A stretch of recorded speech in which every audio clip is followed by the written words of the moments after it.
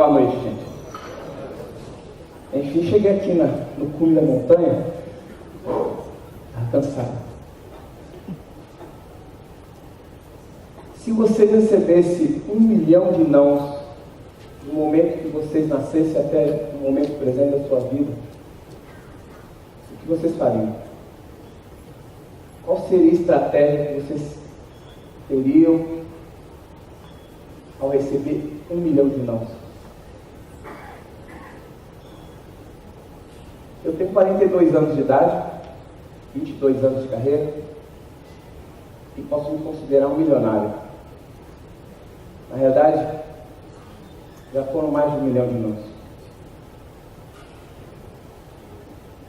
No dia 5 de fevereiro de 1975, eu tinha 2 anos de idade.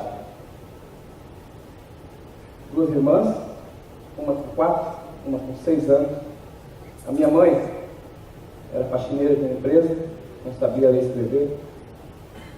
E o primeiro não da minha vida foi nesse dia. Meu pai era vigia da mesma empresa e foi assassinado. A minha mãe foi o meu grande e maior exemplo de ser humano que eu tive até hoje. Ela recebeu um grande não, mas ela não se apegou àquele momento, àquela adversidade, e ousou sonhar, ousou olhar lá na frente, muitos anos para frente. O maior sonho dela era ver os 3 filhos dentro de uma universidade. Então ela trabalhou duro, focada, e nesse foco, né, que ela tinha, ela sempre passou muito carinho, e ela sempre falou pra gente: nunca deixe de estudar, nunca deixe de buscar o conhecimento, e nunca deixe nada pela metade. Quando você colocar algo no papel, siga firme, focada, nunca baixe a cabeça, que as dificuldades vão vir sim. Não se iluda. As dificuldades vão aparecer momento a momento, dia após dia. Mas você tem valor, você tem força para você conseguir superar isso. Então eu cresci com minha mãe falando isso, sempre, com carinho e com aquela imagem de força que ela tinha de ver a gente vencendo, fazendo diferença. Eu tinha um grande sonho, fazer diferença no esporte. Não sei qual esporte, não sabia qual a diferença e qual esporte que eu ia fazer. Como todo garoto nascido no Brasil, ganha uma bola, vai jogar futebol no campinho de terra. Eu não fui diferente. Joguei futebol, depois veio o vôlei, logo depois veio o ciclismo. Na época do exército, veio o paraquedismo. E essa coisa chamada corrida, ela sempre estava ali, na preparação de cada esporte. E com 20 anos de idade, ela apareceu com mais força e se transformou no esporte que ia ser protagonista na minha vida. Ia ser o esporte que iria fazer diferença. Eu, fãzaço do Ayrton Senna, apaixonado pelo Ayrton Senna, via as corridas, as entrevistas, eu gravava e assistia novamente as entrevistas dele, não só como piloto, mas como ser humano, como ele lidava com as pessoas ao redor dele. Para mim, ele era um exemplo de esportista. E quando o Ayrton Senna morreu, eu senti um vazio enorme, assim como, com certeza, muitos aqui sentiram esse vazio. Os domingos, para mim, ficaram assim, muito vazios. E eu me inscrevi numa prova de 10 quilômetros em São Paulo. E quando eu fui correr essa prova, o ambiente era muito descontraído, muito alegre, as pessoas se respeitando. E eu falei que aquele esporte ia fazer diferença na minha vida. E é lógico, buscando estudo, trabalhar, só que eu queria fazer diferença no esporte. E muitas pessoas sempre duvidou que você poderia fazer 3 atividades, né? Trabalhar, estudar e depois ainda fazer diferença no esporte. Então eu tive que me reinventar, todo momento me reinventando. Os nãos que foram surgindo lá de trás da infância fizeram com que o meu primeiro emprego fosse vendedor de doce. Eu andava 15 quilômetros em média, com 12 anos de idade, para vender doce. Eu vendia para a secretária do cara que estava lá na empresa, o pedreiro, o gari, o cara motorista de ônibus. E nessa época eu aprendi a me relacionar bastante com as pessoas. Depois fui ser lavador de peça numa empresa. Depois eu fui ser office boy, passei lá para auxiliar de escritório. Depois auxiliar de almoxarifado, pegar pneu nas costas. Depois eu fui ser auxiliar de compras. Depois comprador júnior, depois comprador técnico. Eu saí da empresa como comprador sênior. Depois fui ser vendedor numa outra empresa, depois virei gerente de vendas. Eu fui me reinventando, tanto no meio corporativo, mas a corrida estava lá, sempre presente. Dos 10 quilômetros que eu me inscrevi, eu fui fazer prova de 5, de 10, de 15 quilômetros, de meia maratona, até chegar na maratona. Corri a maratona, sentia aquele desafio, aquela coisa, a sensação gostosa de você colocar no papel, ir até o final e sentir a sensação de dever cumprido no final. Fiz 1, 2, 3, mais de 30 maratonas pelo país, fazendo rifa para conseguir chegar nas maratonas, fazendo festas com os amigos. Nunca veio assim, olha, o patrocínio está tudo fácil. Não, eu fazia rifa mesmo, para ir correr no Rio de Janeiro, Blumenau. E, paralelamente, eu também trabalhava para pagar minha faculdade, tinha todo de ajudar em casa. Só que para mim conseguir realizar meu sonho na corrida, eu fazia rifa. Depois de 30 maratonas completadas, eu pesquisando, eu descobri sobre a ultramaratona. E em 97 teve uma prova em Cubatão de 100 km. Eu resolvi correr essa prova. Fui para lá, completei a prova em 10 horas e meia, é um tempo altíssimo, mas estavam lá o melhor ultramaratonista do Brasil, o Valmir Nunes, tinha um polonês, tinha um russo, os caras que arrebentavam na ultramaratona no mundo estavam nesse dia. E eu estava lá junto com eles. Para mim aquilo era mágico. É igual estar aqui com vocês, com esses feras, esses mestres todos, compartilhando um momento tão mágico, tão divino que nem esse daqui. Quando eu terminei aquela prova, 10 horas e meia, 100 quilômetros, eu terminei com 7 quilos a menos. A minha mãe ainda falou assim, não te deram comida, meu filho? Eu falei, não mãe, a gente comeu o tempo todo. A gente correu o tempo todo, eles tinham mesas, daí você comendo macarrão, batata, o tempo todo comendo. Mas mesmo assim eu perdi 7 quilos.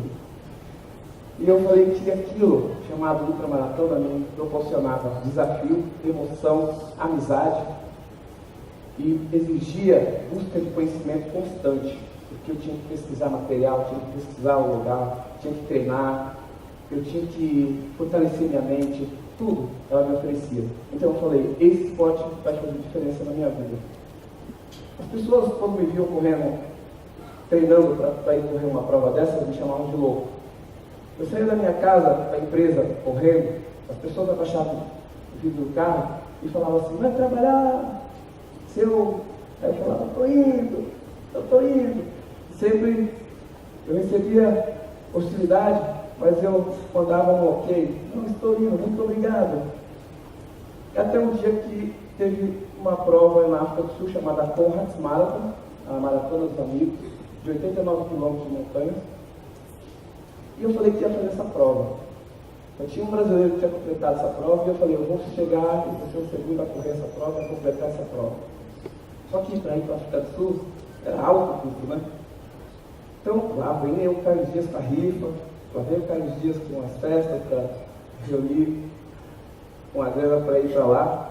E nessa brincadeira eu fiz uma proposta, eu mesmo fiz uma proposta de patrocínio e fiz 400 propostas, papel bonitinho lá, e mandei para 400 empresas, pequena, média, grande. E de repente vieram 400 respostas. E sabe como foi essas respostas? Foram 400 não. Eu estava tão entusiasmado, eu vou correr na África do Sul, vou fazer essa prova. Recebi 400 não.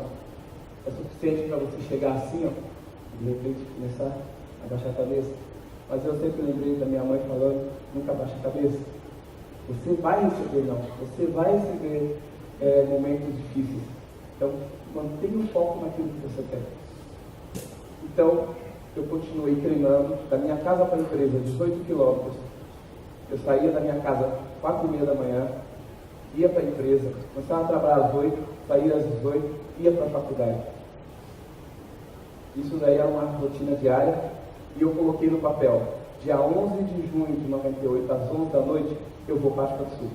Então, quando as pessoas perguntavam para mim, por que você está treinando, você está louco, correndo aí na rodovia, né, em São Paulo, correndo risco? Porque dia 11 de junho tem uma prova na África do Sul, e eu tenho que treinar para ir para lá. Aí as pessoas começaram a dar risada. Você tem patrocínio? Não. Começaram a dar risada. Aí foi passando tempo, eu tinha colocado essa data, eu falei, eu só não vou se o avião sair de lá e eu estiver dentro dele nesse horário. O presidente da empresa, um dia chuvoso, eu correndo, indo para a empresa trabalhar, me ofereceu carona na rodovia. Aí eu falei não. Aí ele parou o carro mais para frente e me ofereceu carona de novo. Eu falei não, estou treinando. Aí ele falou, por que você está treinando? Eu falei, porque tem uma prova na África do Sul, que dia 11 de junho eu quero estar lá. Ele ficou indignado e foi embora. Quando chegou na empresa, me chamou para conversar. Aí ele queria saber mais sobre essa prova. Tinha 2 americanos visitando a empresa. E ele falou, vamos almoçar. Me levou para almoçar com os americanos. Aí ele começou a perguntar como que era a prova. Eu falava com o americano. No inglês não existia. Então eu ficava assim, ó, olhando para o céu. Quando ele perguntou tudo, chegou uma hora que os americanos apertaram minha mão falando congratulations, congratulations. Aí eu perguntei para ele, por que vocês estão falando congratulations? Aí ele falou assim, que dia 11 de junho, às 11 da noite, né, você vai para a África do Sul e nós vamos junto com você. Então ali foi o meu primeiro contrato para patrocínio. E nesse dia eu não almocei. A minha mãe era a faxineira e eu fui falar para ela que eu tinha conseguido meu primeiro patrocínio. Então, ela falou assim, não acredita muito nesse pessoal que fica prometendo coisa, porque eles não costumam cumprir. Aí eu falei para ela, mãe, ele apertou a minha mão e falou que ia apostar na África do Sul. Então ele olhou nos meus olhos e apertou minha mão. Então para mim é um contrato, eu ia cobrar ele. Então dia 11 de junho eu estava indo para a África do Sul fazer história. Corria uma prova de 90 quilômetros, tinha 14 mil corredores. O presidente Nelson Mandela fez um discurso na largada, foi um momento lindo. A largada era feita com um campo de um galo, Pocorocó. Eu corri a prova inteira mudo. A cada 2 quilômetros tinha um coral, pessoas gritando, cantando, o povo todo na rua dançando e aplaudindo a gente. A prova tinha um limite total de 11 horas. Eu fiz 11 horas, 1 minuto e 7 segundos. Não consegui pegar a medalha, mas eu consegui chegar no final da prova, ultrapassar a linha de chegada, de largada de chegada, que era subida e descida de montanha. Mas o meu maior presente nessa prova foi estar a 10 metros do presidente daquele país, o presidente Nelson Mandela, e ele dançando, cantando, cumprimentando todos os atletas que passaram ali. Para mim, aquele momento foi que nem um filme, passou tudo que eu tinha vivido anteriormente. E naquele momento eu falei, nenhum não, nenhum momento difícil iria fazer com que eu desistisse do meu sonho. E a partir daquela prova, a empresa se transformou numa patrocinadora do meu contrato. Eles me deram de presente a Maratona de Nova York, no mesmo ano. No ano seguinte, eu fui correr na Holanda, 24 horas, fiquei em 4º lugar, ganhei flores, ganhei 3 sacos de flores, de criança, de velho, de tudo. Todo mundo me dando flores durante a prova. Era um campo de golfe, a gente ficava dando volta 24 horas correndo ali. Depois eu fui para Arizona, corri 432 quilômetros no Mundial, fui 7º colocado, com atletas que eu só vi em documentário. E aí eu fui fazendo minha história. Em 2003, eu realizei o sonho de correr na Amazônia, a maior floresta tropical do planeta, 7 dias, 250 quilômetros, acampando com os índios. Depois, meu filho nasceu em 2007, eu ajudei a fazer o parto dele. Quando eu peguei meu filho no colo, eu olhei para o médico e falei que eu ia cruzar o Brasil do Oiapoque ao Chuí. O médico deu risada.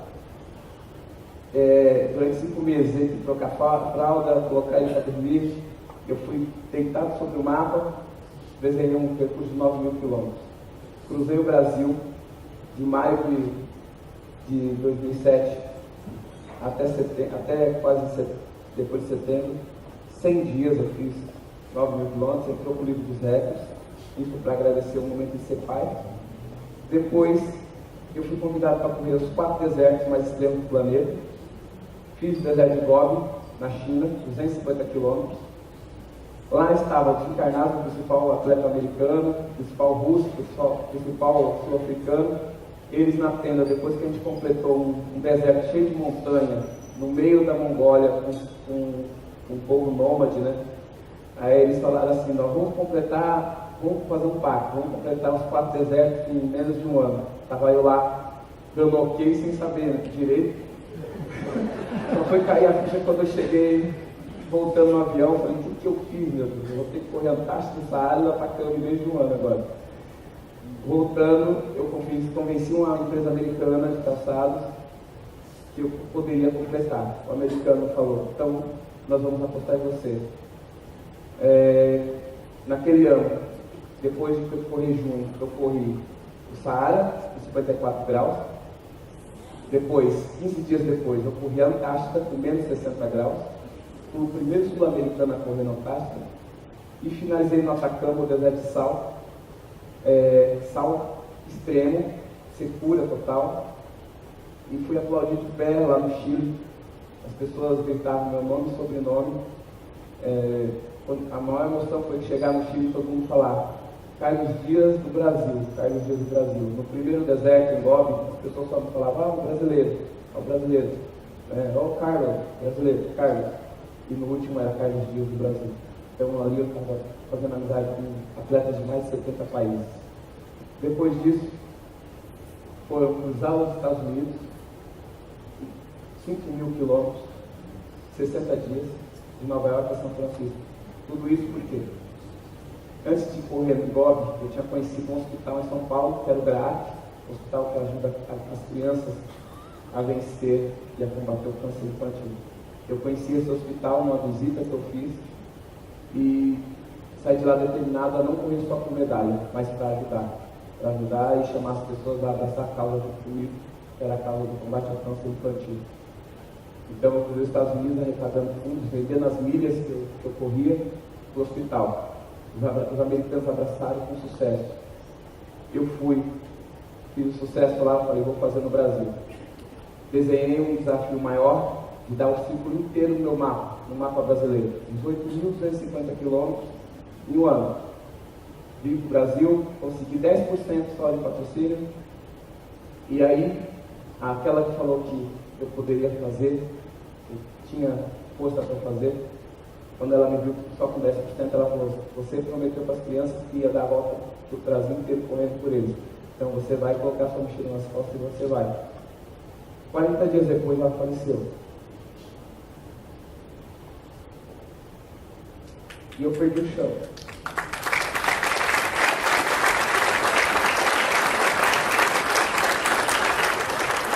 Eu fiquei preso às palavras da minha mãe de nunca deixar ela pela metade.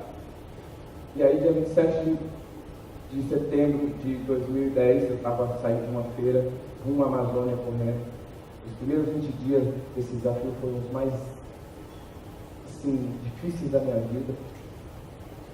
Eu corri tentando entender essa grande perda. E aí a corrida se transformou numa grande psicóloga para mim. Eu fui me fortalecendo na estrada, fazendo grandes amigos. Passei por mais de 3.500 cidades. Um dia eu dormia na rede, outro dia eu dormia no posto da polícia rodoviária, no outro dia tinha uma cidade inteira parando para mim.